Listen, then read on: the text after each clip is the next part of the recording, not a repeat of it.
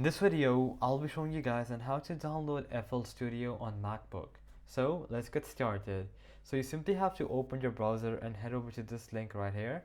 You can just copy it from my screen and just go ahead and type it in. Once that is done, you can just click on Mac OS download, and then this pop-up is gonna appear. Now obviously you should have sufficient space to download the file because it is a huge file. Just go ahead and click on save. And yeah, then it's a long download file. You have to wait a long time depending on your internet speed. My internet speed is good, but it's just that I'm not close to my internet, yeah.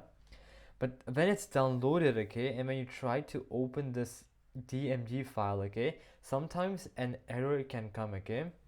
So it might say that they're unable to verify the file.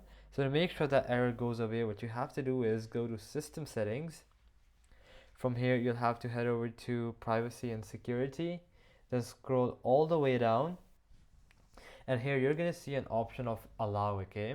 It might say that it's harmful for your Mac. Just go ahead and click on allow, and then you can easily open the file, yeah? And then once you open the file, you'll have to go through further installations, obviously. Download the app. You have to download the app. From when you open the DMG file, it's going to give you more further options to download the app, which is again going to take about 4 to 5 GBs. So yeah, and after that you can just open it up, and then you'll have to obviously sign into with an account, and you'll have to purchase a subscription, and once that is done, you're good to go. So that's basically it on how you can download FlStudio. I hope that this video has helped you out, and I'll be seeing you guys next time. Peace out.